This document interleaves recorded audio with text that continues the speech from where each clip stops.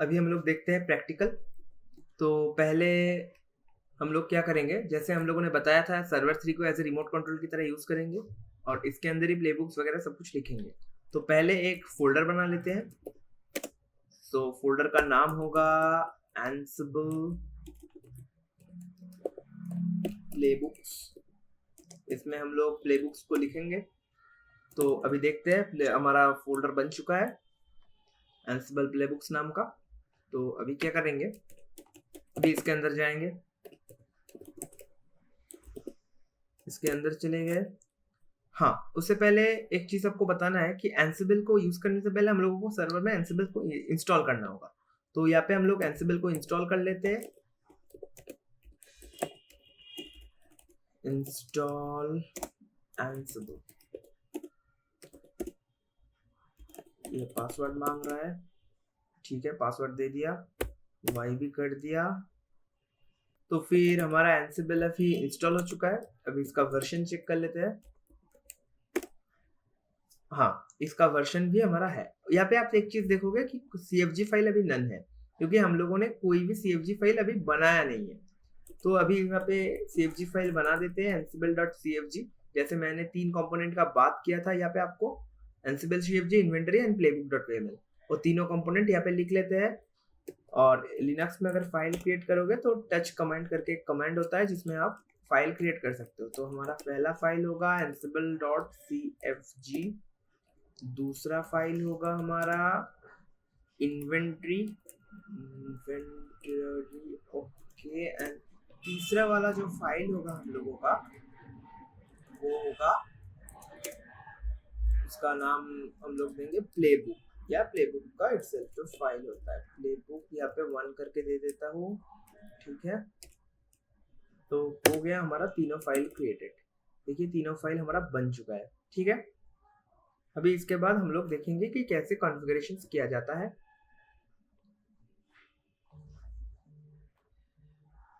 जैसे यहाँ पे आप देख पा रहे हो, मैंने फिर से आपको दिखा देता हूँ, सॉरी वर्जन होगा, हाँ, यहाँ पे जो कॉन्फ़िग फाइल है ये अभी सेट हो चुका है। जैसे हम लोगों ने कॉन्फ़िग बनाया है तो यहाँ पे ऑटोमेटिकली ये कॉन्फ़िगरेशन फाइल ले लिया है, ठीक है। इसको आप मैनुअल भी सेट कर सकते हो। एक कमांड है एक्सपोर्ट एनसिबल कॉन्फ़िग करके। यहाँ पे आप क्या करोगे, यहाँ पे आप अगर डायरेक्ट दोगे ना, ऐसे एनसिबल करके डायरेक्ट लिखोगे, एनसिबल, जैसे इसका पाथ है हमारा, पहले इसका पाथ देख लेते हैं हम कौन से पाथ पे है। ये है हमारा पाथ, इसको कॉपी कर लेंगे। आप मैनुअल भी इसको दे सकते हो, ये ऑलरेडी कॉन्फ़िगर्ड है, इसके लिए आपको नहीं देना है, बट मैं आपको दिखा रहा हूँ कि मैनुअली भी आप इसका पाथ दे सकते हो। एनसिबल कॉन्फ़िग करके, कॉन्फ़िग, ठीक है। कैसे दोगे आप, ऐसे दोगे, यहाँ पे पेस्ट नहीं हो रहा है, ठीक है, मैं टाइप ही कर देता हूँ। होम हो गया, फिर हो गया सर्वर 3, फिर हो गया एनसिबल प्ले बुक्स वाला फोल्डर का नाम दे देंगे प्ले बुक्स। और इसके बाद हम लोग दे देंगे हमारा जो CFG फाइल हम लोगों ने अभी बनाया है, ठीक है, ठीक है। देखिए ये हो रहा है क्योंकि यहाँ पे हम लोगों ने क्या किया, इन्वर्टेड कॉमा को नहीं दिया है, तो वो दे देते हैं एक बार, देन हो जाएगा, ठीक है। फिर से ये काम नहीं कर रहा है क्योंकि शायद इसमें कुछ सिंटैक्स का एरर है। तो सिंटैक्स का एरर हम लोग समझते हैं कि देखिए यहाँ पे जैसे बोल रहा है कि इक्वल करके जो चीज़ है वो आपका एक स्पेस करके नहीं देना है, यहाँ पे यही बोल रहा है ना। तो फिर हम लोग वही करते हैं, इसको स्पेस नहीं देते हैं, इसको स्पेस छोड़ के इसको लिखता है, ठीक है। अगर स्पेस छोड़ के आप लिखोगे तो आपका हो जाएगा। और मुझे नहीं लगता कि इन्वर्टेड कमा भी यहाँ पे ज़रूरत है, तो मुझे ये हटा के भी एक बार देख लेना चाहिए। जितनी हाँ ठीक है, ये अभी सेट हो चुका है। देखिए आप इसको डायरेक्ट करके भी ऐसा कर सकते हो, ये ऑटोमेटिकली क्यों ले रहा है, क्योंकि आपने फोल्डर के अंदर ये करके मैंने एनसिबल वर्जन लिखा है ना, तो अभी एनसिबल वर्जन अगर लिखोगे आपका आउटपुट सेम आएगा, बट कभी कभी क्या होता है वो ऑटोमेटिकली नहीं लेता है, तो आप एक कमांड यूज कर सकते हो, तो वो कॉन्फ़िग फाइल डायरेक्ट हमारा सेट हो जाएगा एनसिबल का कॉन्फ़िगरेशन फाइल। ठीक है, तो इसको क्लियर करते हैं। तो चलिए अभी आगे बढ़ते हैं। जैसे हम लोगों ने मेन कंपोनेंट का जो बात किया था यहाँ पे, तो यहाँ पे क्या होता है, डिफॉल्ट्स करके इन्वेंटरी फाइल को डिफाइन करके देना होता है, उसके बाद होस्ट की चेकिंग को फॉल्स करना होता है। तो सेम चीज हम लोग करेंगे, हमारा VMware एप्लीकेशन ये रहा। ठीक है, चलिए यहाँ पे हम लोग करते हैं VI एडिटर खोल लेते हैं, एनसिबल CFG का खोलने के बाद यहाँ पे लिखेंगे हम लोग जैसे VI एडिटर में कुछ भी एडिट करने से पहले आपको I लिखना होगा। ठीक है, तो I लिखोगे तो आपका काम बन जाएगा। तो अभी ठीक है, तो एक काम करते हैं, इसको पहले क्लोज कर दें।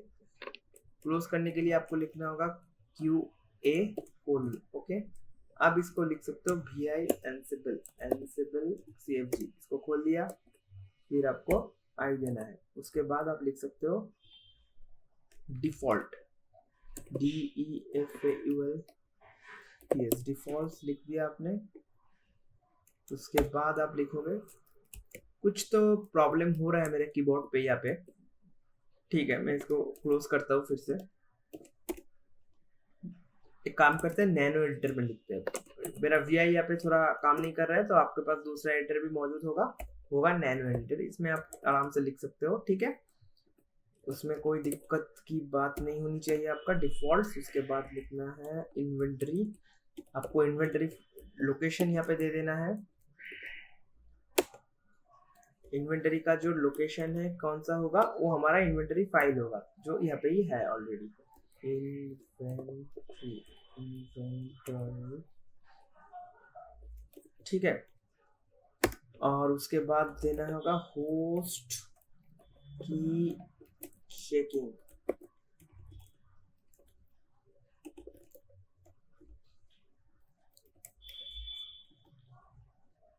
चेकिंग ये आपका होगा फॉल्स। ठीक है, ये हो गया, इसको सेव करते हैं। अब इसको कैट करके देख लेते हैं सही से काम हुआ है कि नहीं। हाँ, देखिए होस्ट की चेकिंग फॉल्स हो गया और इन्वेंटरी हमारा हो गया वो जैसे इन्वेंटरी यहाँ पे हो रहा है, बट यहाँ पे मैंने शायद एक डॉट मिस किया है, कोई बात नहीं, वो डॉट में भी दे देता हूँ। फिर से नैनो में खोल लेते हैं,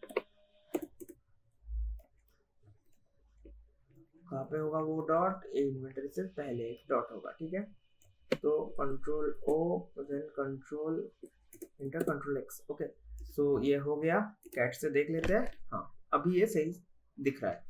ठीक है, तो फिर अभी तक हमारा एनसिबल CFG फाइल पूरा बन चुका है। चलिए प्रोसीड करते हैं दूसरे फाइल की तरफ, जो है हमारा इन्वेंटरी फाइल।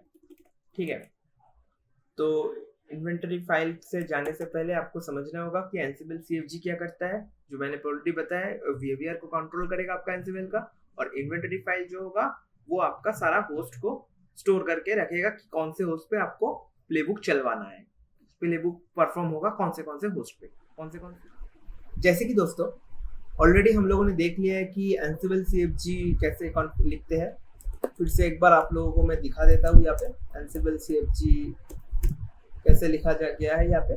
तो इसी तरह से अब हम लोग सीखेंगे कि कैसे हम लोग इन्वेंटरी फाइल को लिख सकते हैं। तो अभी के लिए इन्वेंटरी फाइल अगर मैं खोलूँ तो कुछ नहीं है, तो इसमें हम लोगों को क्या करना है, पहले आपको इन्वेंटरी का मतलब मैंने बताया है कि कौन से होस्ट पे आपको ऑटोमेशन परफॉर्म करना है, वही होता है हमारा इन्वेंटरी। ठीक है, तो जैसे यहाँ पे मेरा रिमोट कंट्रोल सर्वर है सर्वर 3, और इन्वेंटरी हुआ सर्वर 1, सर्वर 2 एंड सर्वर 4।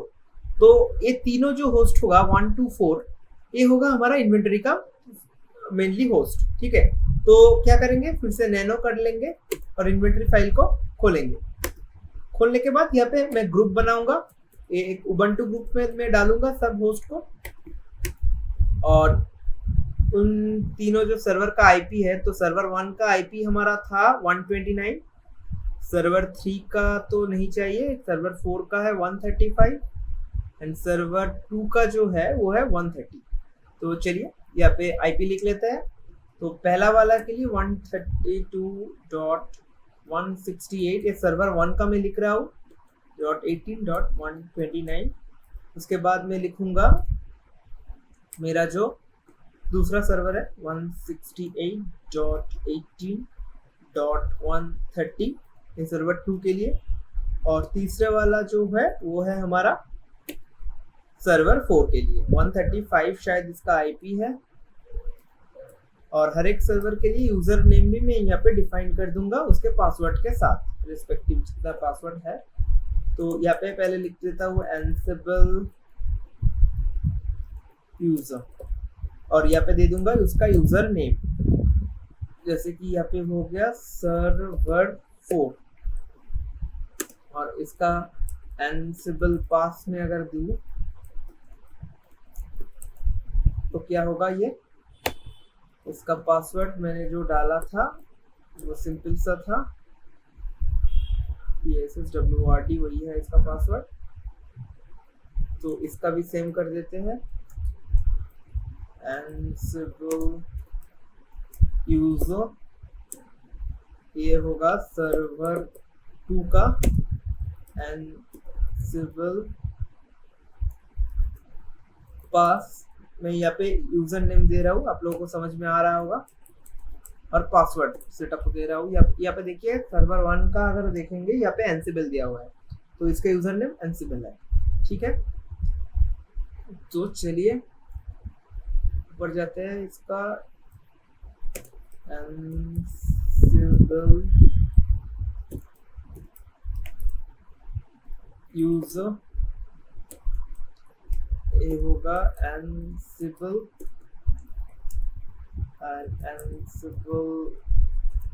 पास, ये होगा पासवर्ड सबका सेम ही रखा था मैंने, इसलिए इसमें कोई दिक्कत नहीं है। तो अभी यहाँ पे इसके लिए कोई वैर नहीं चाहिए हम लोग को अलग से, तो हम लोग यहाँ पे कुछ नहीं करेंगे, हम लोग यहाँ पे उसको सेव कर देंगे Ctrl+O। इसको सेव करने के लिए Ctrl+O दबाना पड़ता है, देन एंटर, देन Ctrl+X। तो अगर आप अभी इन्वेंटरी खोल के देखोगे तो आपको दिख जाएगा हमारा इन्वेंटरी पूरा रेडी हो चुका है, ठीक है। तो इन्वेंटरी फाइल भी रेडी हो चुका है और हमारा CFG फाइल भी रेडी हो चुका है। अभी हम लोगों को प्लेबुक लिखना है, ठीक है। तो प्लेबुक के लिए फिर से हम लोगों को नैनो में खोलना होगा। नैनो में अगर आप प्लेबुक खोलोगे तो प्लेबुक, जैसे कि मान के चलिए कि अभी तो सभी जानते हैं ChatGPT का जमाना है, तो ChatGPT से आप प्लेबुक को डायरेक्ट लिख सकते हो। जैसे कि मैं यहाँ पे अपाची इंस्टॉल करूंगा, पहले मैं यहाँ पे ChatGPT खोल लेता हूँ मेरा स्क्रीन में, ठीक है। मैंने खोल लिया ChatGPT, देख सकते हो। तो प्लेबुक आप कैसे AI की मदद से लिख सकते हो।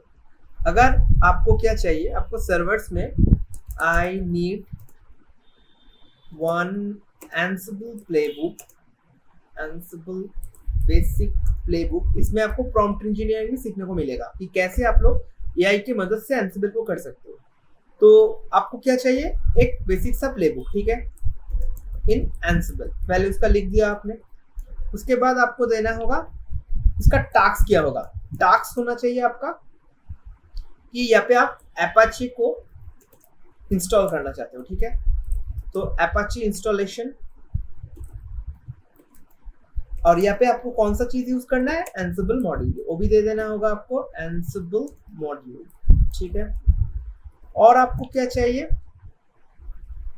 और एनसिबल, और शायद आपको कुछ नहीं चाहिए होगा क्योंकि इन्वेंटरी आपका रेडी है।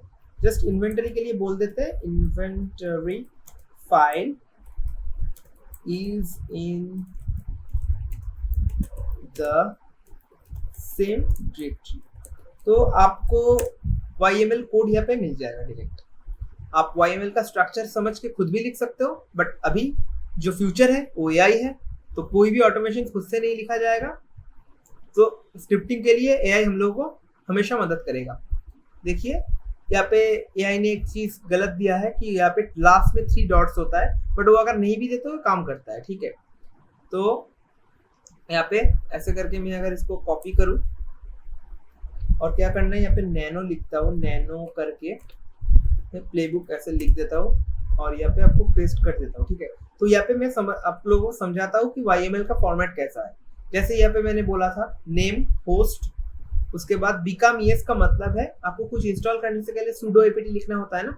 sudo जो है, sudo का मतलब आपको सुपर यूजर का पावर दिया जा रहा है कि आप सर्वर में कुछ इंस्टॉल करो, तो इसलिए बिकम ईएस हम लोगों को प्रिविलेजेस के लिए चाहिए होगा, ठीक है। और आपको क्या करना है, आपको मॉड्यूल जो है, यहाँ पे मॉड्यूल है पैकेज, ठीक है। आप एपीटी करके भी कर सकते हो। अगर आपको एपीटी चाहिए था तो आप एपीटी करके भी वो लिख सकते हो। इसके लिए फिर से आप चैट जीपीटी खोलोगे, मैं यहाँ पे दिखा देता हूँ। पैकेज मॉड्यूल को छोड़ के इन उबंटू के लिए आपको देना होगा, उबंटू का मॉड्यूल शायद एपीटी होगा, मैं लिख देता हूँ यहाँ पे, तो ये आपको अच्छे से फिर से दे देगा। देखिएगा, देखिए पैकेज दे रहा है यहाँ पे, मैं एपीटी मॉड्यूल लिखता है, एपीटी मॉड्यूल करके यहाँ पे उसको पूछता हूँ, क्योंकि मेरे को जितना याद है ये एपीटी मॉड्यूल से काम होता है। हाँ ये देखिए यहाँ पे एपीटी मॉड्यूल है, तो एपीटी मॉड्यूल से भी आप कर सकते हो, ठीक है। तो चलिए मैं आपको एपीटी मॉड्यूल का ही दिखाता हूँ, क्योंकि एपीटी मॉड्यूल से ही ये मैंने स्टैंडर्डाइज प्रोसेस है, ठीक है, एक्चुअली एपीटी मॉड्यूल का। तो अभी इसके लिए काम करते हैं, इसको कंट्रोल एग्जिट कर देता हूँ, कुछ ओवरराइट नहीं करना है यहाँ पे, ठीक है। इसको कैंसिल करते हैं और इसको एग्जिट करते हैं, इसको एंड कर देते हैं, एग्जिट हो गया। अभी इसका देख लेते हैं, कुछ एडिट नहीं होना चाहिए, हाँ क्लीन है। तो फिर से नैनो खोल लेता हूँ मैं और इसको पेस्ट कर देता हूँ, ठीक है। तो इस एक क्या कर रहा है, ये पहले पूरा लिख रहा है अपाची मॉड्यूल को इंस्टॉल। अपाची में एक्चुअली एक सर्विस होता है, एक वेब सर्विस होता है अपाची। वेब सर्विस मतलब जो अपना वेबसाइट्स को सर्व करने के लिए यूज होता है। शायद मान के चलिए कुछ PHP का वेबसाइट अपने यहाँ पे बनाया तो अपाची हम लोगों को लगेगा, या दूसरे काम के लिए भी अपाची लगता है। तो मैं अपाची को यहाँ पे ज्यादा बात नहीं करता हूँ अपाची के ऊपर, मैं सिर्फ आपको समझाने के लिए यहाँ पे अपाची को इंस्टॉल कर रहा हूँ। आप चाहे तो nginx या कोई भी दूसरा सर्विस भी इंस्टॉल कर सकते हो, ठीक है। तो एपीटी एक मॉड्यूल होता है हमारा एंसिबल का, जो क्या करता है, जो हम लोगों को कोई भी पैकेज इंस्टॉल करने में मदद करता है। तो यहाँ पे स्टेट जो प्रेजेंट हम लोगों ने किया है, इसका मतलब है ये इसको इंस्टॉल कर देगा। उसके बाद अगर आप चाहे तो इसमें ऐसा करके कर सकते, ऐसे करके आप लिख सकते एनेबल्ड करके अगर लिखोगे और यहाँ पे यस कर दोगे, तो इसका मतलब है कि जब भी ये आपका सर्वर रिबूट होगा, ये ऑटोमेटिकली इस सर्विस को स्टार्ट कर देगा। इसका मतलब है ये एनेबल है, ठीक है। बार बार आप लोगों को वो करने की जरूरत नहीं है, इसको स्टार्ट ये हमेशा एनेबल कर देगा, उसमें कोई आपका प्रॉब्लम नहीं होगा, ठीक है। तो आई थिंक ये सब चीज आपको समझ में आया होगा। तो अभी के लिए मैं इसको एनेबल नहीं करता हूँ, छोड़ देता हूँ, बट एनेबल का मतलब शायद आपको समझ में आया होगा, बाद में देखेंगे। बट ये हमेशा याद रखना, लास्ट में 3 डॉट्स होता है, अगर नहीं भी दोगे तो भी होगा, बट स्टैंडर्ड प्रोसेस के लिए हम लोग को ये देना पड़ता है। तो इसको हम लोग ओवरराइट करते हैं और इसको एग्जिट करते हैं, सॉरी, चलिए फिर एग्जिट कर दिए हम लोग। अभी कैट करके अगर हम लोगों का प्लेबुक देखेंगे तो आपको प्लेबुक में दिख जाएगा पूरा हमारा प्लेबुक कैसे लिखा हुआ है। अगर मैं इसको अभी रन कराऊंगा तो ये हमारा पूरा बाकी तीनों सर्वर्स में अपाची को इंस्टॉल कर देगा। मैं आपको अभी रन करके दिखाता हूँ। एंसिबल प्लेबुक को रन करवाने के लिए एक कमांड है एंसिबल प्लेबुक, और यहाँ पे फिर प्लेबुक का नाम दे देना है, फिर एंटर कर देना है। देखिए ये प्लेबुक को रन कर रहा है। नहीं, यहाँ पे एक एरर आया है कि मिसिंग सूडो पासवर्ड। यहाँ पे जो सूडो पासवर्ड है वो मिसिंग ये लोग बता रहे हैं, तो इसके लिए हम लोग को एक दूसरा कॉन्सेप्ट यहाँ पे समझना होगा। चलिए शुरू करते हैं।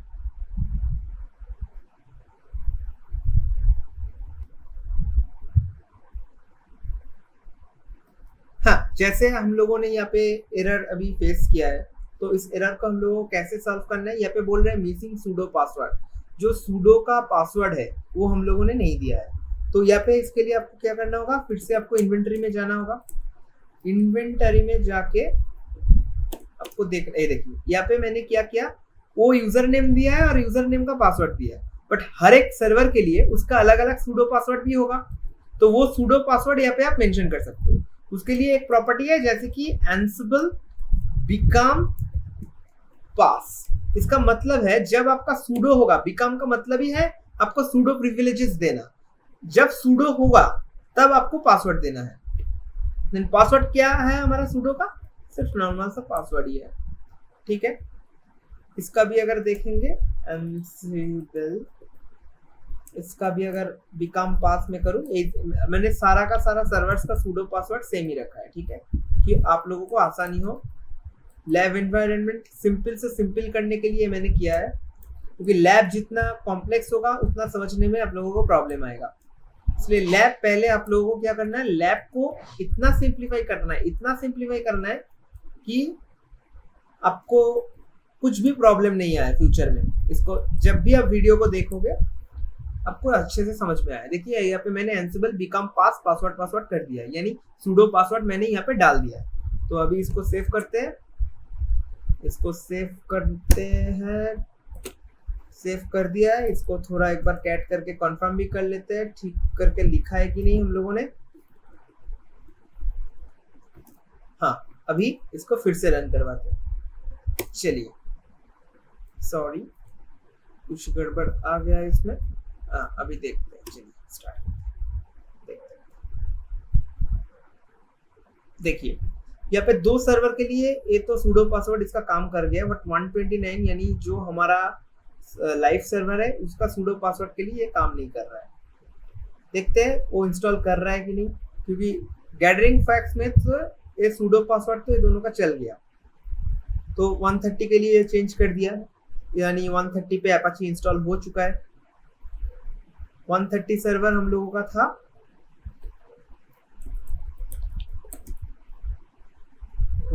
जो हम लोगों का ये वाला था, इसका अगर देखोगे इसमें अभी Apache इंस्टॉल्ड है। तो क्या कैसे चेक करोगे आप Apache लिखो, उसके बाद वर्जन लिखो, तो आपको दिख जाएगा Apache ऐसे नहीं चेक होता है। मैं आपको systemctl करके Apache का स्टेटस दिखा देता हूँ। systemctl स्टेटस Apache, इसमें Apache अभी तक बोल रहा है कि इंस्टॉल नहीं हुआ है। पहले इसका प्लेबुक देखते हैं। देखिए यहाँ पे देखिए इसमें फील्ड 0 है, यानी 30 और 35 पे हमारा Apache इंस्टॉल हो चुका है, ठीक है। तो Apache अगर Apache 2 है तो Apache 2 का सर्विस हम लोग अगर यहाँ पे देखते हैं, फिर Apache 2 करके देखते हैं। हाँ देखिए यहाँ पे हम लोगों का Apache ये इंस्टॉल भी कर दिया है और इसको सर्विस को रन भी कर दिया है, एक्टिव भी कर दिया है। सर्वर 4 के लिए भी ये सही है, सर्वर 4 के लिए भी इसने किया होगा एज पर हमारा Ansible का जो आउटपुट है। देखते हैं फिर से systemctl स्टेटस Apache 2, ओके। देखा यहाँ पे भी ऐसा हमारा सर्विस स्टार्ट हो चुका है ऑटोमेटिकली, बट ये जैसे हम लोगों ने यहाँ पे इसका एरर खाया है। ये जो एरर आया है, क्या एरर आया है, sudo पासवर्ड जो मिसिंग था, यहाँ पे sudo पासवर्ड मैंने इनकरेक्ट किया है। अगर आप देखोगे जो sudo पासवर्ड है मैंने यहाँ पे गलत आया है, ये ऐसा बोल रहा है कि इनकरेक्ट sudo पासवर्ड। ये सिर्फ लाइव सर्वर के लिए इनकरेक्ट sudo पासवर्ड बता रहा है। इसका मतलब है कि लाइव सर्वर में जो sudo पासवर्ड है मैंने गलत दिया है, तो इसके लिए इसके अंदर वो Apache को इंस्टॉल नहीं कर पाया है, और बाकी 2 में इंस्टॉल कर दिया है। तो बाकी 2 तो हम लोगों ने चेक किया, वो तो Apache रनिंग है, बट सर्वर 1 में Ansible के हिसाब से ये नहीं हुआ है। तो इसमें भी हम लोग चेक कर लेंगे, जैसे कि ऑब्वियसली हमारा आउटपुट आएगा कि इसमें नहीं हुआ है systemctl स्टेटस, इसमें Apache फाउंड ही नहीं कर पाएगा ये Apache 2। चलिए देखिए यहाँ पे Apache फाउंड ही नहीं है, यानी यहाँ पे Apache इंस्टॉल ही नहीं हुआ। तो यहाँ पे sudo पासवर्ड गलत है, शायद मैंने उसका sudo पासवर्ड कुछ दूसरा रखा होगा, तो मेरे को उसका sudo पासवर्ड चेंज करना है। तो वो मैं दूसरे वीडियो में दिखाऊंगा कैसे करते हैं sudo पासवर्ड को चेंज। बट अभी के लिए आप इतना देखिए कि क्या हुआ है। सर्वर 3 हमारा रिमोट कंट्रोल सर्वर जैसा यूज हो रहा है। इसके अंदर मैंने एक छोटा सा प्लेबुक लिखा, वो भी हमारा AI की मदद से। आप खुद भी लिख सकते हो, बहुत ही सिंपल सा है, बट मैंने आपको AI से लिखवाया क्योंकि अगर आप अभी बेसिक से, अभी के जो 2025 है, इसमें अगर अभी आप Ansible को बेसिक से सीखोगे तो आपको बहुत टाइम लग जाएगा। आप प्लेबुक्स लिख नहीं पाओगे। तो आपको क्या करना है, प्लेबुक का स्ट्रक्चर समझना है, आपका नीड समझना है, उसको यूज करके आपको प्रॉम्प्ट इंजीनियरिंग करना है। आपको प्रॉम्प्ट इंजीनियरिंग ही मदद करेगा कि कैसे आप प्लेबुक सीख सकते। जैसे कि यहाँ पे प्रॉम्प्ट इंजीनियरिंग करके आप पूरा प्लेबुक वगैरह सब कुछ लिख दिए, उसके बाद वो प्लेबुक को कॉपी पेस्ट किया, अपने रिक्वायरमेंट के हिसाब से थोड़ा एडिट किया, फिर उसको रन करवाया। और आपको समझना है बैकएंड में एक सब क्या हो रहा है।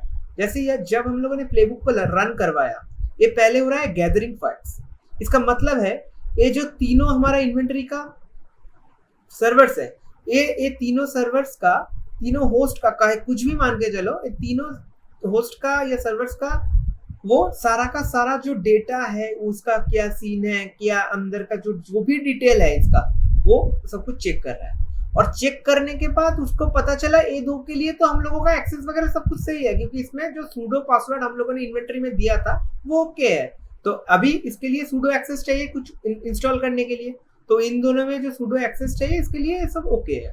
बट इसका सूडो पासवर्ड ही गलत है, इसलिए पहले गैदरिंग फैक्ट्स में इन्हें बोल दिया कि इसका सूडो पासवर्ड ही हम लोगों ने गलत दिया है, तो हम लोग इसमें कुछ सूडो रिलेटेड चेंजेस नहीं कर सकते। तो इसलिए बाकी यहाँ पे आप देख सकते हो चेंजेस हुआ है। चेंजेस का मतलब है कि यहाँ पे इंस्टॉल हुआ है, पहले इंस्टॉल नहीं था, अभी इंस्टॉल हुआ है, तो यहाँ पे चेंज हुआ है। जब भी एंसिबल में चेंज होता है उसका जो कलर होता है वो ऑरेंज होता है, ठीक है। और जब सक्सेसफुल और विदाउट एनी चेंज होता है तब वो ग्रीन होता है, ओके। और जब कुछ नहीं होता है, एरर आता है, तब रेड होता है।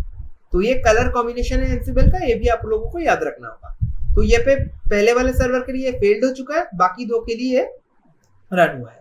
तो अभी मान के चलिए हम लोगों का जो सिनेरियो था, अभी आप लोगों के पास 15,000 सर्वर्स है, और 15,000 सर्वर्स में आप लोग अगर चाहते हो कि ये सर्विस को इंस्टॉल करना, तो एबी के लिए तो यहाँ पे एपेची इंस्टॉल हो गया। कल को आके क्लाइंट बोले कि एपेची नहीं, मेरे को एनजिनिक्स चाहिए, तो आपको क्या करना होगा, आपको सिर्फ क्या करना होगा मैं आपको दिखाता हूँ। फिर आपको जाना होगा नैनो में जाके आपको प्लेबुक खोलना है। प्लेबुक खोलने के बाद सिर्फ आपको यहाँ पे जो है एपेची, इसको एनजिनिक्स कर देना है। अगर आप एनजिनिक्स कर दोगे तो एनजिनिक्स को इंस्टॉल कर देगा, NGNIX एनजिनिक्स, ओके। फिर से आप इसको रन करो, वो एनजिनिक्स को इंस्टॉल कर देगा।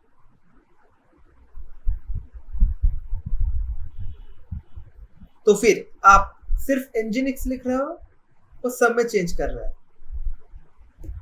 नहीं, यहाँ पे फेल्ड आ गया क्योंकि एनजिनिक्स का शायद जो मॉड्यूल का नाम है वो मैंने गलत दिया है, एनजिनिक्स सर्विस का जो स्पेलिंग है।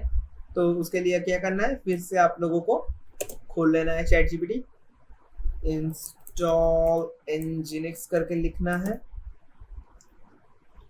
देखो यहाँ पे इंस्टॉल एनजिनिक्स का जो होगा, देखो हाँ यहाँ पे क्या आ गया है, NGINX, ओके। तो फिर से हम लोग नैनो खोल लेते हैं, प्लेबुक NGINX, यहाँ पे मैंने स्पेलिंग ही गलत दिया था जैसे मैंने बोला था आपको। तो ये हमेशा याद रखना है कि स्पेलिंग हमेशा सही देना है, ठीक है। NGINX, सॉरी इसमें कैंसिल करना, NGINX, ठीक है। अभी एनजिनिक्स का स्पेलिंग सही है। अभी इसको सेव करके Ctrl+X करना है, फिर से रन करते हैं, देखते हैं अभी एनजिनिक्स भी ये इंस्टॉल कर देगा।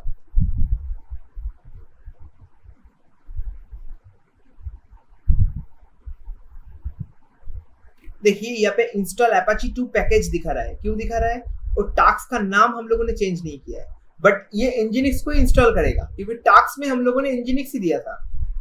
इंस्टॉल ये एनजिनिक्स को ही करेगा। देखिए यहाँ पे इंस्टॉल कर दिया है इसने सही से, और यहाँ पे चेंजेस भी हुआ है। अगर चेंजेस होता है सक्सेसफुली तो ऑरेंज होता है, अगर सिर्फ सक्सेसफुल होता है, कुछ चेंज नहीं होता है, तो ग्रीन होता है, और अगर एरर आता है तो रेड।